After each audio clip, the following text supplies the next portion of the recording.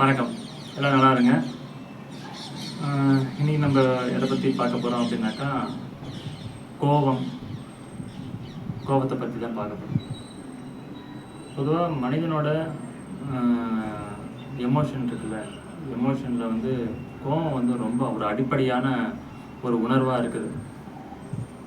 அதில் வந்து பார்த்திங்கனாக்கா, இந்த கோபம் வந்து மனுஷனுக்கு மட்டும் இல்லை, மிருகங்களுக்கும் இருக்குது, ஏன் மரங்கள் செடிகள் கூட இருக்குது. அது ஒரு ரீதியாக வெளிப்படுத்துது. அது மரச்செடி கொடி எப்படி வெளிப்படுத்துன்னு பார்த்தீங்கன்னாக்கா, மரச்செடி கொடிக்கு என்ன தேவை? தண்ணி வேணும். என்ன வேணாம்? அதிகப்படியான வெயில் வேணாம். அதிகப்படியான தண்ணி இருந்தாலும் அதுவும் ஒரு கோவம் வரும். இந்த அதிகப்படியான தண்ணி இருக்கும்போதும் அதிகப்படியான வெயில் இருக்கும்போதும் மரங்கள் தானே ரொம்ப நாள் உயிரோட இருக்குது. அப்போ வந்து நம்ம அந்த மரத்தை வந்து பாதியாக வெட்டணும் அப்படின்னாக்கா, அந்த எதிர்பார்ப்புக்கு அதிகமாக ஆனாலும் எதிர்பார்ப்பை விட கம்மியாக இருந்தாலும் அது ஒரு அறிகுறியை வெளிப்படுத்துது. அந்த அறிகுறியை வெளிப்படுத்தணும்னு அவசியம் இல்லைல்ல. வெளிப்படுத்துதுனாக்கா இதை நீங்கள் கோபம் இல்லைன்னு சொல்லுவீங்க, அது அப்படி தான் இருக்கும், சயின்டிஃபிக்காக சொல்லுவீங்க. ஆனால் அது ஒரு வெளிப்படுத்தல் தானே, அது ஏதோ ஒன்று வெளிப்படுத்துது இல்லை. அதை நான் அப்படி சொல்கிறேன். நான் ஜஸ்ட்டு வந்து இதெல்லாம் வந்து ஒரு நம்ம டிஸ்கஷன் தான் பண்ணிகிட்ருக்கோம். கோபம்னா என்ன, எப்படி இருக்கலாம் அப்படின்னு சொல்லிட்டு டிஸ்கஷன் தான் பண்ணிகிட்ருக்கோம். அதுக்கப்புறம் இந்த விஷயம் சொல்ல மாட்டேன். என்னென்னா, தயவுசெய்து கொஞ்சம் பார்க்கும்போது சப்ஸ்கிரைப் பண்ணி பாருங்கள். அதுக்கப்புறமேட்டு இந்த விஷயம் பிடிச்சிருந்தா கொஞ்சம் லைக் பண்ணுங்கள். உங்களுக்கு என்ன கேள்விகள் இருந்தால் இல்லை வேறு எதனா டாபிக் பற்றி பேசணுன்னா வந்து கமெண்ட்டில் போடுங்க. எனக்கு கொஞ்சம் அது மேற்கொண்டு இதை கொண்டு போகிறதுக்கு ஹெல்ப்ஃபுல்லாக இருக்கும். சரி, திரும்பி வரும். கோபம்ன்ற விஷயம் வந்து அடிப்படையில் பேசிக்காக பார்த்தீங்கன்னாக்கா, மனுஷனுக்கு ஆதி காலத்துலேருந்து அந்த கோபன்ற உணர்வு இருக்குது. இந்த கோபன்ற உணர்வுக்கு உதாரணமாக சொல்லுவோமே, எங்கேருந்து வந்திருக்கலாம் அப்படின்றது, ஒரு புதார் இருக்குது. புதார் ஒரு செடியோட புதார். அந்த புதருக்கு இந்த பக்கம் நாம் இருக்கிறோம். புதாருக்கு பின்பக்கம் வந்து பார்த்தீங்கன்னாக்கா ஏதோ சத்தம் வருது. அந்த சத்தத்தை வந்து இந்த பக்கம் இருக்கிற நபர் வந்து கேட்டுடுறான்.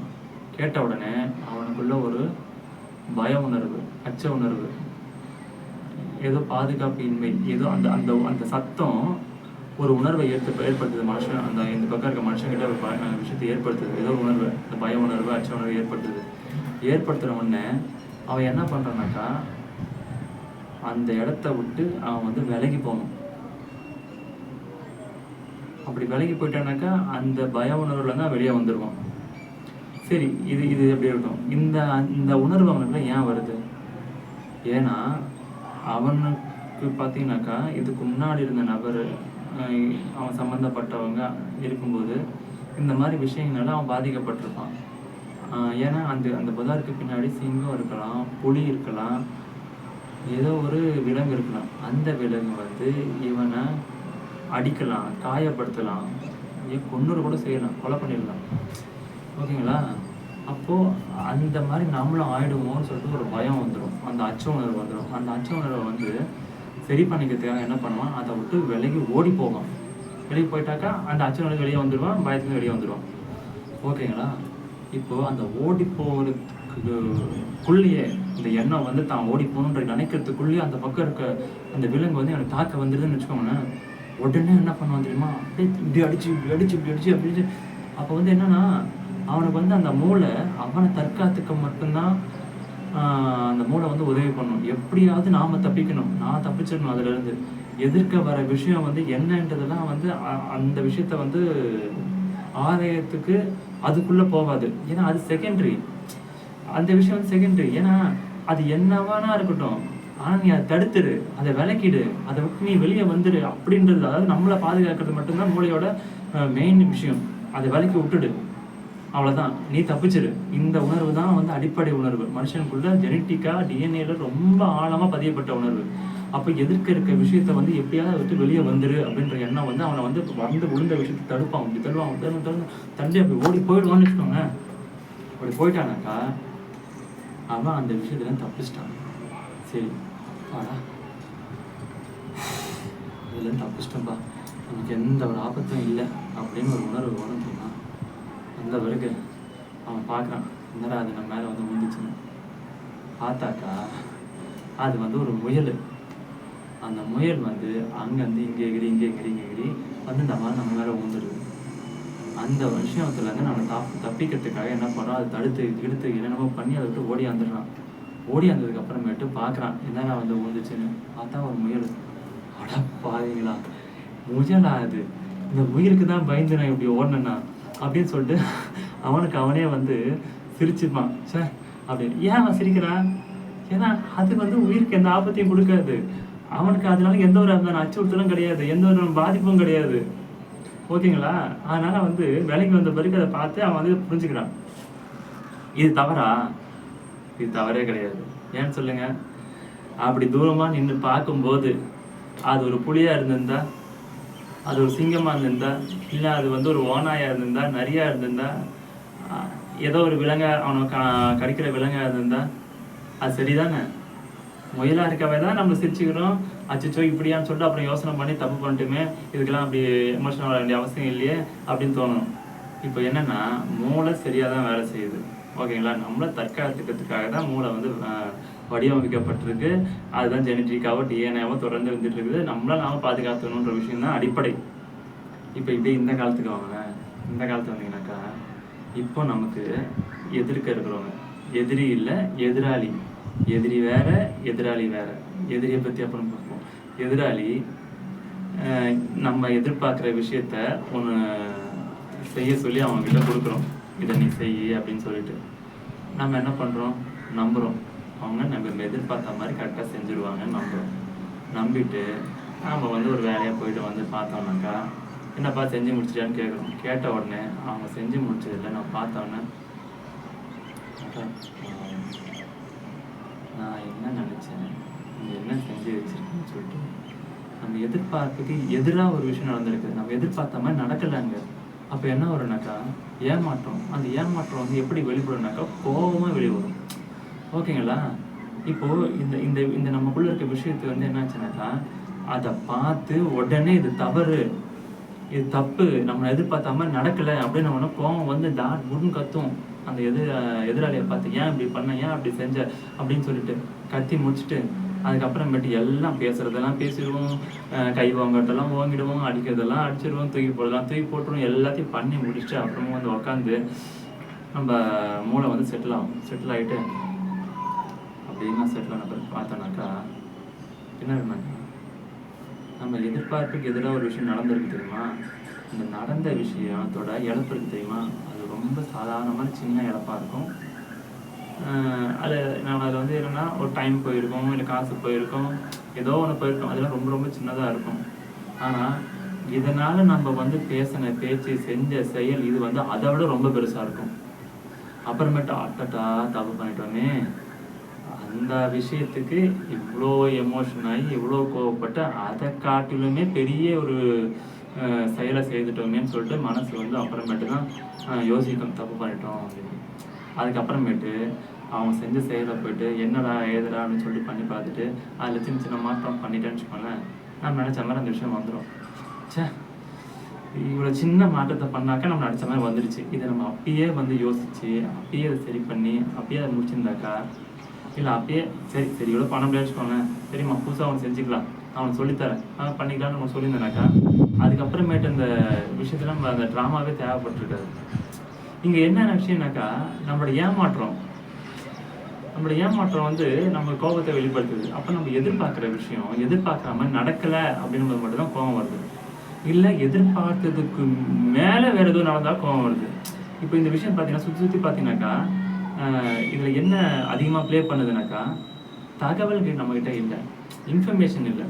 அந்த இன்ஃபர்மேஷன் இல்லாத விஷயம் தான் கோபத்துக்கான காரணம். ஏன்னு வச்சுக்கோங்களேன், இப்போ அதே எதிராளி செய்ய மாட்டான், இந்த செய்யறதுலாம் அவன் லாகி கிடையாதுன்னு தெரியும், சரி கொடுத்து பார்ப்போம் என்ன தான் பண்ணுறான் அப்படின்னு நினச்சிட்டு, ஏன்னா அவனை பற்றி இன்ஃபர்மேஷன் நமக்கு தெரியும், அவன் செய்ய மாட்டான்னு தெரியும், அவன் அதை லாக்கி இல்லைன்னு தெரியும், இருந்தாலும் சரி கொடுத்து பார்ப்போம் அப்படின்னு பண்ணுறோம். கொடுத்துட்ட பிறகு அவன் அதே விஷயம் செஞ்சு நம்ம வந்து பார்க்குறோன்னு வச்சுக்கோங்க, கண்டிப்பாக சொதப்பி வச்சுருப்பான், ரொம்ப மோசமாக செய்திருப்பான். நம்ம அதை பற்றி கோவம் வரும், கண்டிப்பாக வராது. என்ன வரும்? கரெக்ட், நாம் நினச்சது கரெக்ட், 100% நம்ம எதிர்பார்த்த மாதிரி தான் நடந்திருக்கு, நம்ம கோவமே வராது. ஆமாம் நம்ம எதிர்பார்த்த மாதிரி தான் செஞ்சுருக்கான், இதில் என்ன ஆச்சரியப்படுறது இருக்கு? எனக்கு தெரியும் நீ அப்பயும் எப்படி தான் செய்வேன்னு சொல்லிட்டு. இப்போ என்ன ஆனாக்கா நமக்கு இன்ஃபர்மேஷன் முன்னாடியே தெரிஞ்சிருக்கு. அவன் அந்த விஷயத்த செய்ய மாட்டான். அவனுக்கு அதை செய்யறதுக்கான ஞானமோ அறிவோ அந்த புரிதலோ அந்த நாலேஜோ எதுவுமே இல்லைன்னு நமக்கு தெரியும். அதனால நம்ம அதை பார்த்து ஆச்சரியப்பட மாட்டோம், ஏமாற்றம் அடைய மாட்டோம், அதனால கோபமும் வராது. ஓகேங்களா? இப்போ நாம் எதிர்பார்த்த விஷயம் எதிர்பார்த்த மாதிரி நடக்கலைன்னா மட்டும்தான் கோபம் வரும்.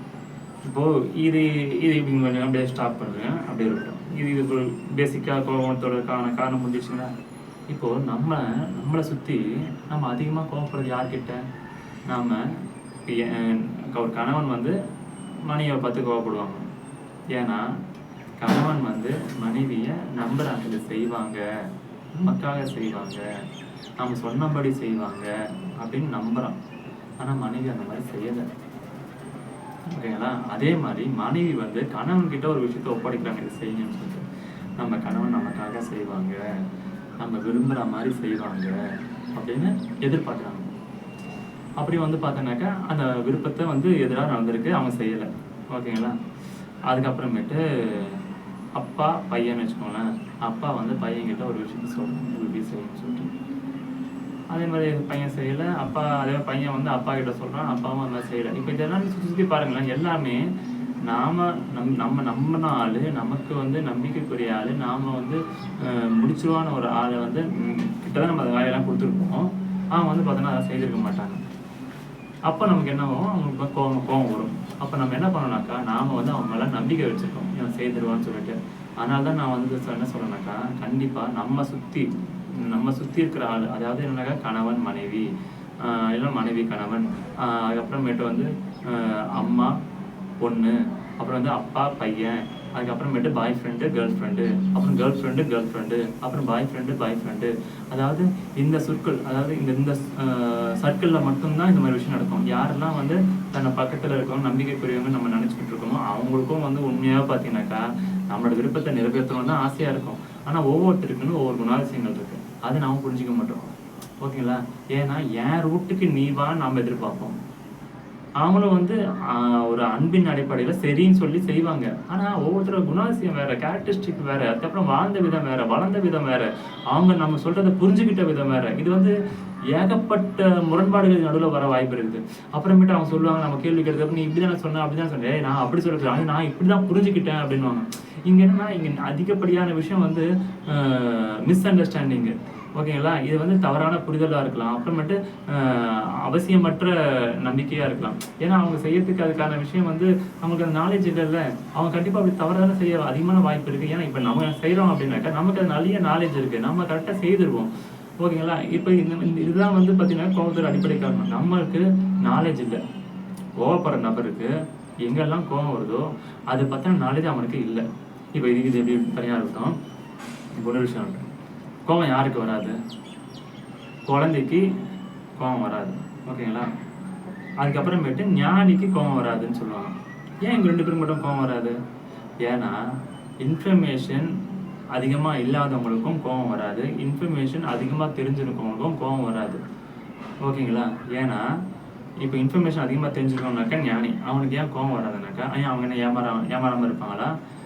அவங்க எதிர்பார்த்து நடந்துகிட்டே இருக்குமா? அவங்க சொன்ன மாதிரி எல்லாம் செய்திருவாங்களா? அப்படி கிடையாது. அவங்களுக்கு தெரியும், ஆமாம் இவன் செய்வான்னு நினச்சி நான் கொடுத்தேன், இவன் செய்யலை, ஓகே இப்போ நான் புரிஞ்சுக்கிட்டேன். இப்போ இவனுக்கு அடுத்து வேறு மாதிரி என்ன வாய்ப்பை கொடுக்கணும், எந்த மாதிரியான இன்ஸ்ட்ரக்ஷன்ஸ் கொடுக்கணும் அப்படின்றத புரிஞ்சுக்கிட்டு அந்த விஷயத்துலேருந்து அவன் இப்போ எதிராளி இருக்காங்களா, ஞானி இருக்காங்களா, அவர் புரிஞ்சுப்பார். ஓஹோ, நீ இப்படிப்பட்ட நபர்டா, நான் ஒரு விஷயம் சொன்னேன், அந்த விஷயத்த நீ இந்த மாதிரி புரிஞ்சுட்டு இந்த மாதிரி நீ செயல்படுத்தியிருக்க, அப்போனா இதுலேருந்து நான் என்ன தெரிஞ்சுட்டாக்கா உனக்கு வேறு மாதிரி சொல்லணும், வேறு மாதிரி செய்யணும் அப்படின்ற ஒரு புரிதல் வந்திருக்கும். அவர் தன்னை அப்கிரேட் பண்ணிப்பார்.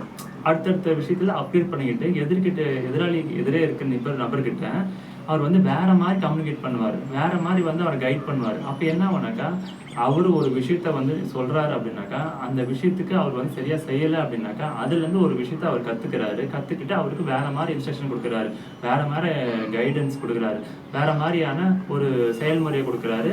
தான் விரும்பின விஷயம் அவர் மூலயமா தான் விரும்பின மாதிரி அவர் செய்யணுன்றதுக்கான புது விதமாக தான் அப்கிரேட் பண்ணிக்கிறாரு. நீங்கள் நல்லா புரிஞ்சுக்கோங்க, எதிர்க்க நபர் மாறல, அவர் தான் தன்னை மாற்றிக்கிறாரு. தன்னை மாற்றிக்கிட்டு எதிர்க்க இருக்கிற நபர்கிட்ட அந்த வேலை வர வரைக்கும் புதுவிதமாக தன்னை அப்டேட் பண்ணிட்டு அவர் செய்ய வச்சிடுறாரு. இப்போ எதிர்க்கிற நபர் மாறினாரா? மாறல, தான் தான் மாறினாரு. அதனால எதிர்க்கிற நபர் கரெக்டாக செய்தார்.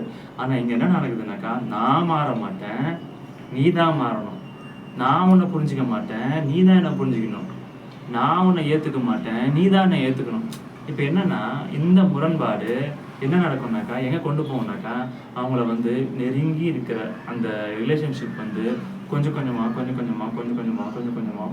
வந்து விலக்கி கொண்டு போவோம், தூரமாக கொண்டு போவோம்.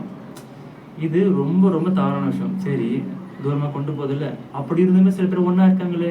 எப்படி அப்படின்னாக்கா, இந்த நபர்னு வச்சுக்கோங்களேன், இவர் வந்து ஒரு எதிராக பேசிகிட்டு இருக்கார், கோவப்படுறாரு அப்படின்னா இந்த நபர் வந்து என்ன பண்ணுறாங்க, அதை சகிச்சுக்கிறாங்க. சகிச்சுக்கிட்டு இவர் என்ன பண்ணுறாரு, நீ பண்ணுறது தப்புன்னு சொல்லிட்டு விலகி போகிறாரு. சரிங்க, நான் சகிச்சுக்கிறேங்க, சரிங்க, நான் ஏற்றுக்கிறேங்க அப்படின்னு வராரு. நீ ஒன்றும் தப்பு பண்ணுறேன்னு சொல்லிட்டு ஒன்றும் விலகி போகிறாரு. சரிங்க, நான் ஏற்றுக்கிறேங்க, சரிங்க, நான் மாற்றிக்கிறேன் அப்படின்னு சொல்லிட்டு இப்படி வராங்க. இப்போது இந்த நபரும் யாரோ ஒருத்தர் வந்து விட்டு தராங்க. அங்கே யார் விட்டு தர்றது? இந்த நபர் விட்டு தராங்க. அதனால தான் இவங்க எவ்வளோ விலகி போனாலும் இவங்க பக்கத்தில் போகிறாங்க. ஆனால் அதுவே வந்து இந்த நபர் மாதிரியே இருக்கான்னு வச்சுக்கோங்களேன், அவங்க என்ன பண்ணுறாங்க, கோவப்படுறான்னு வச்சுக்கோங்க, இவங்க கோவப்படுவாங்க. அப்படி கொஞ்சம் போவோம், இவங்க கொஞ்சம் போவோம், திருப்பி கோவப்படுறாங்க, இவங்க கொஞ்சம் போவோம். இப்போ என்ன பண்ணா, 2 பேருமே வந்து ஒரே மாதிரி குணாசியங்களுடையவங்க. இவரும் மாற்றிக்க மாட்டார், இவங்களும் மாற்றிக்க மாட்டாங்க, இவங்களும் வந்து அப்டேட் ஆக மாட்டாங்க, இவங்களும் அப்டேட் ஆக மாட்டாங்க. அப்போ என்ன பண்ணால் கொஞ்சம் கொஞ்சமாக விலகி அவ்வளோதான் மொத்தம் பிச்சுக்கிட்டு போயிடும்.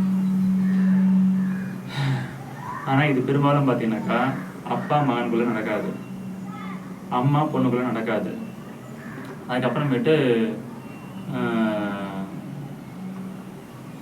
கணவன் மனைவிக்குள்ளே நடக்கும் பிச்சுக்கிட்டு போகிறதுக்கு, பாய் ஃப்ரெண்டுக்குள்ளே நடக்கும் பிச்சுக்கிட்டு போகிறதுக்கு, கேர்ள் ஃப்ரெண்ட் பாய் ஃப்ரெண்டுக்குள்ளே நடக்கும் பிச்சுக்கிட்டு போகிறதுக்கு, கேர்ள் ஃப்ரெண்டுக்குள்ளே நடக்கும் இதை பிச்சுக்கிட்டு போகிறதுக்கு. ஏன்னா இவங்களுக்குள்ள வந்து எந்த ஒரு ஒட்டோ உறவோ அன்போ பாசமோ அப்படிங்கிற விஷயம் இருந்தாலுமே இந்த கோபன்ற விஷயம் ஒரே குணாசியம் விடுவாங்க. கொஞ்சமாக விலைக்கு போயிட்டு கடைசி வரைக்கும் வந்து அவங்க சேராமல் போகிறதுக்கான வாய்ப்பு இருக்குது. ஆனால் இந்த அம்மா பொண்ணுக்கு இந்த விஷயம் பிச்சுக்கிட்டு போக மாட்டாங்க. ஏன்னா அதே மாதிரி அப்பா பையனும் பிச்சுக்கிட்டு போக மாட்டாங்க. ஏன்னா ஏதோ ஒரு விஷயம் நல்லா புரிஞ்சுக்கோங்க, இவங்க 2 பேரும் வந்து பிளட் ரிலேஷன். இவங்க வந்து இவங்களுக்குள்ள ஒரு ஈரம் இருக்கும், இவன் என் பையன்னு. இவங்களுக்குள்ள ஒரு ஈரம் இருக்கும், இவங்க என் அப்பான்னு. இந்த அம்மான்றதுக்குள்ள ஒரு ஈரம் இருக்கும், இவன் என் பொண்ணுன்னு. இந்த பொண்ணுக்குள்ள ஒரு ஈரம் இருக்கும், இவங்க அம்மான்றது. இந்த விஷயம் எவ்வளோதான் வந்து எதிருமா இருந்தாலுமே அவங்களை சேர்க்கறதுக்கான ஒரு உறவு இருக்கு, ஓகேங்களா? ஆனால் இந்த உறவு கணவன் மனைவி கிட்ட கிடையாது. ஆனால் அதே கணவன் மனைவி யாரோ ஒருத்தர் கொஞ்சம் விட்டு தராங்க அப்படின்னாக்கா, இவன் கொஞ்சம் விலகி போனால் இவங்க கொஞ்சம் சேர்ந்துப்பாங்க, இவன் கொஞ்சம் விலகி போனால் இவங்க கொஞ்சம் சேர்ந்துப்பாங்க. அப்போது இந்த இடத்துல வந்து பிரிஞ்சே இருந்தாலும் சேர்ந்தே இருப்பாங்க. 2 பேரும் ஒரு அட்ராக்ஷன் இருக்கும். ஏன்னா ஏதோ ஒரு அன்பு அவங்களை வந்து இணைச்சிருக்கும், ஈர்த்துக்கிட்டே இருக்கும். இப்போ உதாரணத்துக்கு ஒரு மேக்னெட் எடுத்துக்கோங்க. அந்த மேக்னெட்டில் வந்து பார்த்தீங்கன்னாக்கா நார்த்து போல் சவுத்து போல் இருக்கும், ஓகேங்களா? அப்போது நார்த்து போலும் ஒட்டாது, ரிப்பிள் பண்ணும். சவுத்து போலும் ஒட்டாது, ரிப்பிள் பண்ணும். இந்த விஷயம் எங்கே பொருந்தும் அப்படின்னாக்கா எதிரிக்கிட்ட பொருந்தும். யார் எதிரினாக்கா, எனக்கு ஒருத்தன் எதிரி இருக்கான்னு வச்சுக்கோங்களேன். அந்த எதிரியை நான் எப்படியாவது ஜெயிக்கணும் அப்படின்னு நினச்சேனாக்கா, அவன் என்னெல்லாம் டாக்டிக்ஸ் பண்ணுறான், அவன்கிட்ட என்னெல்லாம் நாலேஜ் இருக்கோ அதெல்லாம் நானும் படிப்பேன், நானும் கற்றுப்பேன், நானும் தெரிஞ்சுப்பேன், நானும் புரிஞ்சுப்பேன், அவனை ஜெயிக்கணும்னு பார்ப்பேன். இப்போ அவன் என்னை ஜெயிச்சிட்டான்னு வச்சுக்கோங்களேன், எனக்கு அவன் மேலே கோவம் வராது. என்ன தெரியுமா வரும், என்ன டாக்டிக்ஸை யூஸ் பண்ணி அவன் ஜெயிச்சான். ஆனால் அவங்களுக்கு ஒன்றா உறவாடவும் மாட்டாங்க, சேர்ந்துருக்கவும் மாட்டாங்க. ஆனால் சமயத்தில் கோபமும் வராது. அதுக்கு பதில் அவனை விட நான் ஒன்று மேலே போனால் நான் அவனை இன்ஃபர்மேஷன் அதிகமாக தெரிஞ்சுப்பேன். அவனை விட நான் மேலே போனால் அவன் என்னை பற்றி இன்ஃபர்மேஷன் தெரிஞ்சுப்பான். ஏன்னா நாங்கள் 2 பேரும் எதிரி. எனக்கு தெரியும் அவனை ஜெயிக்க வாய்ப்பு இருக்குது, நான் அவனை ஜெயிக்கணும்னு. அவனுக்கு தெரியும் அவன் ஜெயிக்க வாய்ப்பு இருக்குது அப்படின்னு சொல்லிட்டு, புரியுதுங்களா? அப்போது ஒருத்தர் வந்து என்ன பண்ணுவாங்க, மேற்கொண்டு இன்ஃபர்மேஷன் சேர்த்துக்கிட்டே போவாங்க, அறிவை வளர்த்துக்கிட்டே போவாங்க. அப்படி வளர்த்துக்கிட்டே போகும்போது என்ன பண்ணாக்கா, இந்த எதிரிக்குள்ளே வந்து கண்டிப்பாக எப்பவுமே ஒன்று சேர மாட்டாங்க, பிரிஞ்சே தான் இருப்பாங்க. அதே மாதிரி இவனுக்கு மேலே கோவம் வராது, இவன் மேலே கோவம் வராது. ஏன் வராதுனாக்கா 2 பேருமே சேரணுன்ற அவசியமும் கிடையாது, சேர்ந்துக்கணும் அவசியமும் கிடையாது. அதனால வந்து ஒருத்தர் மற்ற ஒருத்தர் இன்ஃபர்மேஷன் சேர்த்துருப்பாங்க. ஆஹா, இவன் ஒருத்தர் தேசம்னு வச்சுக்கோங்க, அவன் என்ன பண்ணுவான், கோவப்பட மாட்டான். இவன் எப்படி ஜெயிச்சான், என்ன மாதிரி ஜெயிச்சான்னு சொல்லிட்டு அப்படிதான் வந்து டிஸ்கஸ் பண்ணுவாங்க, அதை பற்றி அனலைஸ் பண்ணுவாங்க, அவனை விட மேலே வரும்னு பார்ப்பாங்க. ஆனால் இது கணவன் மனைவிக்குள்ளேயும் இந்த அப்பா மகன்குள்ளேயோ அம்மா பொண்ணுக்குள்ளேயோ இவங்களுக்குலாம் பார்த்தீங்கன்னாக்கா ஒரு நம்பிக்கை செஞ்சிருவானோ ஏதோ ஒரு நம்பிக்கை, அந்த குருட்டு நம்பிக்கை தான் வந்து என்ன பண்ணுறாக்கா இந்த ஏமாற்றம் அடையுது. இந்த ஏமாற்றம் கோபம் வருது. இது வந்து நார்த் போல் சவுத் போல் ஒரு எக்ஸாம்பிள் சொன்னோன்னா இது வந்து எதிரிக்குள்ள நடக்கும். ஆனால் எதிராளினா எதிரி நிற்கிற நபர், இப்போ வந்து கணவன் மனைவின்னு எடுத்துக்கோங்க, அவங்க வந்து பார்த்தீங்கன்னாக்கா நார்த்து போலும் சவுத்து போலும் தான். ஓகேங்களா, நார்த்து போலும் சவுத்து போலும் தான். ஆனால் அவங்க ஒட்டிக்கிட்டு இருக்க மேக்னெட் கிடையாது. ஓகேங்களா, அவங்க ஒட்டிக்கிட்டு இருக்க மேக்னெட் கிடையாது. அவங்க எந்த மாதிரி மேக்னெட்னாக்கா மேக்னெட்டிக் ஈக்குலிபிரியம் ஒன்று இருக்குது. என்னன்னாக்கா வடதுருவம் தென்துருவம் ரெண்டும் சேர்ந்து அட்ராக்டும் பண்ணும் ரிப்பலும் பண்ணும். அதாவது ஒன்னோட ஒன்று வந்து ஈர்க்கவும் செய்யும் விளக்கவும் செய்யும். ஓகேங்களா, அட்ராக்டும் பண்ணும் ரிப்பலும் பண்ணும். அப்போ இந்த இந்த இந்த இந்த மோஷன் இருக்குல்ல, இந்த மோஷன் வந்து விளக்கையும் விட்டுறாது ஒட்டிக்கவும் செய்யாது. இதுதான் கணவன் மனைவிக்குள்ளே இருக்கிற வரகு. இவங்களுக்குள்ள ஒரு ஈர்ப்பு இருந்துகிட்டே இருக்கும், அதே சமயம் ஒரு ரிப்பல் இருந்துகிட்டே இருக்கும். அப்போ என்ன ஆகுனாக்கா இந்த இந்த மாதிரியான ரிலேஷன்ஷிப், அதாவது ஒருத்தருக்கு ஒருத்தர் விட்டு கொடுத்து, ஆனால் யாரோ ஒருத்தர் ஏதோ சொன்னாலும் விட்டு கொடுத்தே போனாங்கன்னா இந்த பயணம் வந்து நல்லபடியாக போயிட்டே இருக்கும். ஆனால் நானும் விட்டு தர மாட்டேன், நீயும் விட்டு தர மாட்டேனாக்கா பிச்சுக்கிட்டு போகிறேன். இப்போ நமக்கு இப்போ இந்த கோபத்துக்கு நம்ம அடிப்படையில் நமக்கு என்ன தேவை அப்படின்னு பார்த்தீங்கன்னாக்கா இன்ஃபர்மேஷன் தான் தேவை. என்ன இன்ஃபர்மேஷனு? அவனை நான் புரிஞ்சுக்கணும், இல்லை அவனை வழிநடத்த நான் எனக்கு நல்லா தெரிஞ்சுக்கணும். இந்த ரெண்டு தான் தேவை. ஒன்று புரிஞ்சுக்கணும், இல்லைன்னா எப்படி வழிநடத்துறது தெரிஞ்சுக்கணும். அதை தெரிஞ்சுக்கணும்னு வச்சுக்கோங்களேன், நாம் அவங்களோட சண்டைக்கும் போக மாட்டோம். அப்படி அவன் எதனா ஒரு விஷயம் தவறாக செய்யிருந்தாலுமே நாம் அதை புரிஞ்சுக்கணும். ஓகே, நம்ம வந்து அப்போ வேறு மாதிரி இன்ட்ரெஸ்ட் கொடுக்கணும், வேறு மாதிரி கைடன்ஸ் பண்ணணும் அப்படின்னு புரிஞ்சுக்கணும். இல்லைன்னா வந்து சரி ஓகே இதையும் கடந்து போகும் அப்படின்னு சொல்லிட்டு போகணும். ஏன்னா எல்லாருமே எதிர்பார்க்குற மாதிரி எல்லாமே நடந்துடாது. அதுதான் ரொம்ப பேசிக்காக புரிஞ்சிக்க வேண்டிய விஷயம். ஓகேங்களா, அடுத்தது உங்களுக்கு ஒரு சின்ன ஒரு கதை சொல்கிறேன். நான் ஒருத்தர் வந்து இந்த சேவல் வளர்க்குறாரு. சேவல் வளர்க்குறவர் என்னன்னாக்கா இந்த சேவல் சண்டை போய் விடுவாங்க. விடும்போது என்ன வேணாக்கா போய் எப்போ பார்த்தாலும் தோத்துக்கிட்டு வந்துடுறாரு. எப்போ பார்த்தாலும் போய் தோத்துட்டே வந்துடுறாரு. அவரோட சேவல் மட்டும் எப்பவுமே தோத்துக்கிட்டே இருக்குது. ஆனால் அவர் வச்சிருக்க சேவல் வந்து நல்ல ஜாதி சேவல், அடிக்கிற சேவல், அதாவது அந்த மாதிரியான ரகம் பிடிச்ச சேவல், அதாவது சண்டைக்குன்னு மரங்கள்ல அந்த மாதிரி சேவல் தான். அந்த மாதிரி சேவல் பார்த்தீங்கன்னா அவர் சேவல் மட்டும் போய் தோத்துக்கிட்டே இருந்துச்சா, நம்ம நல்ல சேவலை வாங்கியிருக்கோம், நல்ல ஜாதி சேவலை வாங்கியிருக்கோம், இதுக்கு முன்னாடி எங்கள் அம்மா அப்பாலாம் கூட நல்லா அடிக்கிற சேவல் தான், ஆனால் இந்த சேவல் மட்டும் இப்படி இருக்குதே அப்படின்னு சொல்லிட்டு ரொம்ப கஷ்டப்பட்டார். அப்போ என்ன பண்ணார், அவர் வந்து ஒரு இதில் வந்து நான் நிபுணர்கிட்ட போயிட்டு இந்த மாதிரி இந்த சேவலை வந்து எனக்கு கொஞ்சம் ட்ரெயின் பண்ணி கொடுங்க அப்படின்னு கேட்டார். இந்த சேவலை பார்த்தா எனக்கு ரொம்ப சொங்கியாக சோதாவாக இருக்குது இந்த சேவல். சரி நான் இதெல்லாம் சரியாக பண்ணித்தரேன் அப்படின்னு சொல்லிட்டு அந்த இடத்துல விட்டார். விட்டவன் என்ன ஆச்சுனாக்கா அந்த சேவல் வந்து அமைதியாக இருக்குது, எந்த ஒரு செயலுமே செய்யாமல் அமைதியாக இருக்குது. இவர் வந்து பார்த்தாரு. பார்த்துட்டு என்னடா பண்ணுற, எப்படி இருக்குது என் சேவல் சொல்லி வந்து பார்த்தானாக்கா இன்னும் ஓரளவுக்கு வந்து தலையை தூக்கி நின்று நடந்த சேவல் வந்து இப்போ மொத்தமாக என்ன பண்ணுதுனாக்கா அது ரொம்ப ஒரு மூலையில் போய் உக்காந்துச்சு. ஏன்னா இதுக்கு சுற்றி ஏகப்பட்ட சேவல் இருக்குது. இந்த எல்லா சேவலும் சேர்ந்து என்ன பண்ணுதுனாக்கா அதை வந்து டாமினேட் பண்ணுது. இதை வந்து போய் பயத்தில் போய் உக்காந்துச்சு. ஓகேங்களா, அச்சு என்னங்க அவங்கள்கிட்ட கொடுத்தது காட்டிலும் இப்போ வந்து ரொம்ப மோசமாக இருக்கு. ட்ரெயின் பண்ணிட்டுருக்கேன், கண்டிப்பாக நீங்கள் வந்து திருப்பி அடுத்த வாரம் வந்து பாருங்கள். அடுத்த வாரம் வந்து பார்த்தோன்னாக்கா இப்போ என்ன ஆகுது, இந்த சேவலும் அந்த சேவலும் சேர்ந்து சகஜமாக எல்லாம் ஒன்று பண்ணாமல் நல்லா ஆடிக்கிட்டு இருக்காங்க, ஓடிக்கிட்டு இருக்காங்க, எகிரி குச்சிக்கிட்டு இருக்காங்க, பண்ணிகிட்டு இருக்காங்க. ஆஹா என் சேவல் இப்போ வந்து எல்லா சேவல் மாதிரி நல்லபடியாக பண்ணுதுங்க, என்கிட்ட கொடுத்துருங்க, இப்போ நான் சண்டைக்கு பண்ணணும். வெயிட் பண்ணு இன்னும் அதை வந்து ட்ரைனிங் எடுத்துகிட்டு இருக்கு, இன்னும் பொறுமையாக அமைதியாக இருக்கும். இப்போ என்ன ஆச்சுனாக்கா திருப்பி வந்து இன்னும் ஒரு வாரம் கழிச்சு வந்து பார்க்குறாங்க. வந்து பார்க்கும்போது பார்த்தீங்கன்னாக்கா எல்லா சேவலும் வந்து பார்த்தீங்கன்னா கீழே வந்து எகிரிது விளையாடுது எல்லாம் பண்ணி, இவர் சேவல் மட்டும் காணும். ஆனால் ஏதோ ஒரு சேவல் வந்து சும்மா மேலே எங்கேயும் எகிரின்னு பறந்து நிற்குது. அவருக்கு என்ன நினச்சிட்டாரு, நம்ம சேவலாம் அப்படி பறக்காது அப்படின்னு நினச்சிட்டு எங்கே என் சேவல்னு கேட்பாங்க. என்னப்பா அங்கே மேலே எங்கேயும் எகிரி பறந்துட்டு இருக்கு, அதுதான் அவங்க சேவல் தெரியும். எனக்கு ஏன் சேவலா அதுவும் எப்படி நாங்கள் பண்ணுது, அவருக்கு ஆச்சரியமாயிடுச்சு. என் சேவல் இப்படிலாம் பண்ணாது, என் சோம்பேறியமாக உட்காந்துருக்கு, அமைதியாக உட்காந்துருக்கு பார்த்தா இப்படிலாம் பண்ணுது. இப்போ அடிச்சுன்னு நினச்சிக்கோங்களேன், நம்ம இந்த மேட்ச்சில் நான் தான் ஜெயிப்பேன், சேவலை கொடுங்க, நான் போய் நான் சண்டைக்கு போகிறேன் அப்படின்ச்சு. வெயிட் பண்ணு, ட்ரைனிங்கில் இருக்குது, வெயிட் பண்ணு. ஏங்க இந்த அளவுக்கு இருக்குது என் சேவல், கண்டிப்பாக போட்டு என் சேவல் தாங்க ஜெயிக்குவேன், கொடுங்க அப்படின்றாங்க. வெயிட் பண்ணுறாரு. அடுத்த வாட்டி போகும்போது என்ன ஆகுனாக்கா வந்து பார்க்குறாரு. அங்கே வந்து பார்த்தீங்கன்னா சேவலாம் எங்கே வச்சு பண்ணிட்டு அந்த சேவலாக இருக்குமா என்னோடது, இந்த சேவலாக இருக்குமா என்னோடதுன்னு சொல்லிட்டு சுற்றி பார்த்துட்டு இருக்காரு. பார்த்துட்டு பார்த்தீங்கன்னா எதுவுமே அவர் சேவல் இல்லை, எல்லாம் எதுவும் பண்ணா இருக்குது. எங்கே என் சேவலை காணணும்னு கேட்டார். ஓ மூணு உட்காந்துருக்கு பாரு, அதான் சேவல். பார்க்குறாரு. பார்த்தா அமைதியா ஒரு மூலையில உட்காந்துருக்குது. எதுவுமே அது நடக்கலை, எதிரில் ஓடலை, அப்புறம் அமைதியா அப்பாவியா ஒரு மூலையில் உட்காந்துருக்குது. அடா பாவிங்களா, நான் கொடுக்கும்போதாவது கொஞ்சம் தலையாவது நிமித்தி நிமித்தி பார்த்துருந்துச்சு. நான் ஃபஸ்ட்டு வந்து பார்க்கும்போது இதே இதோட கொஞ்சம் நல்லாவே இருந்துச்சு. அதுக்கப்புறமேட்டு வரும்போது கொஞ்சம் நடந்துட்டு இருந்துச்சு. அப்பயாவது கொண்டு போனாலும் ஜெயிச்சிடலாம். அதுக்கப்புறமேட்டா பறந்து இருந்துச்சு. அப்போ கொண்டு போனாலும் ஜெயிச்சிடுவோம்.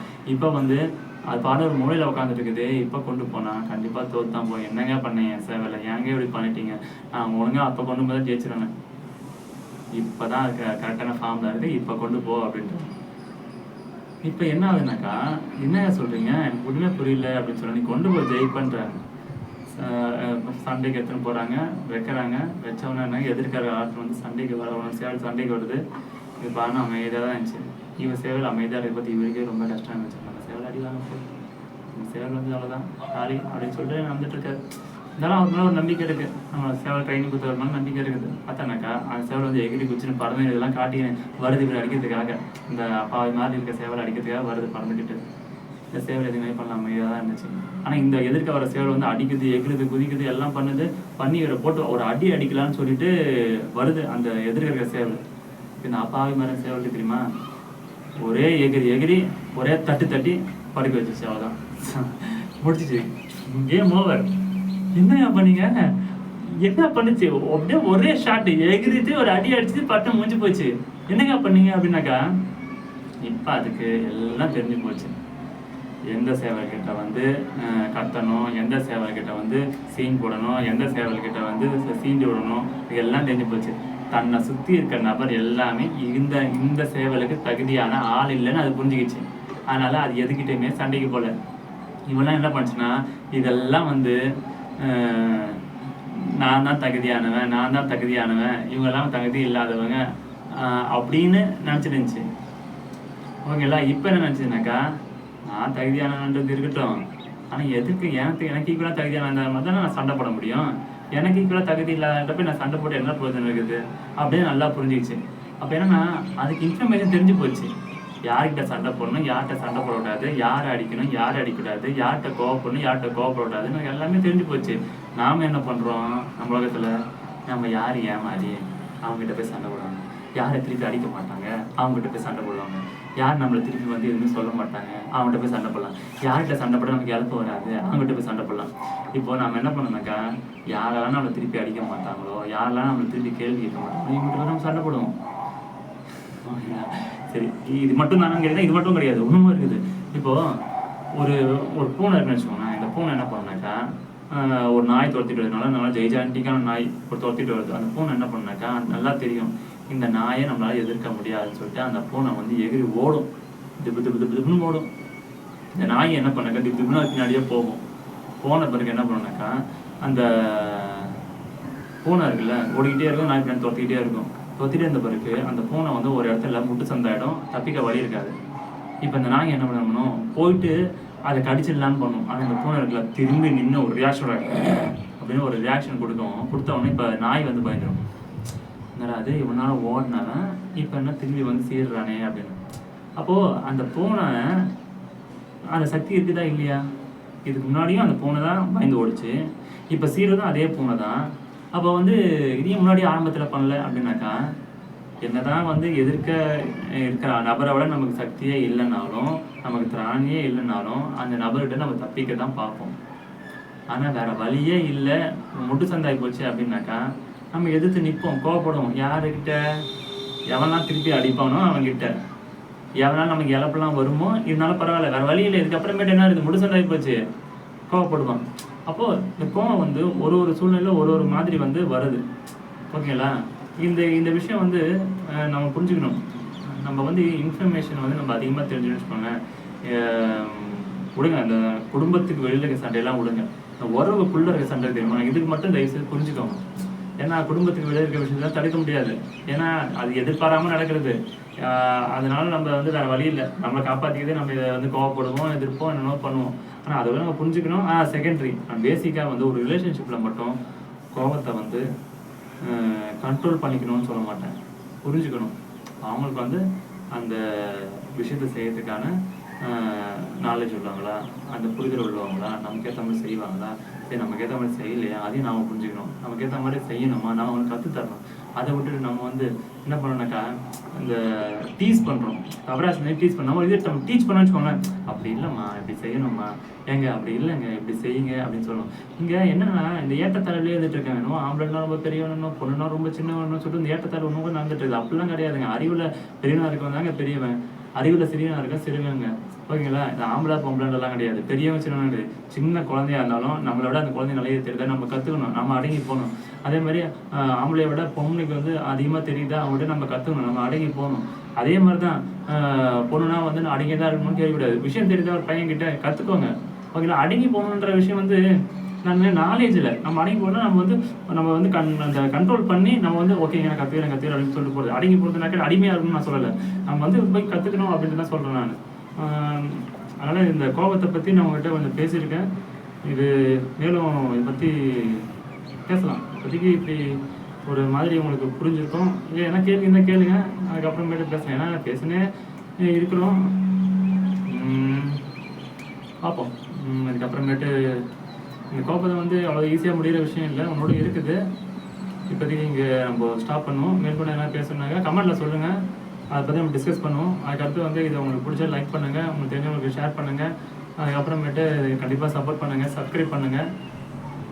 மீண்டும் சந்திப்போம். பாய்.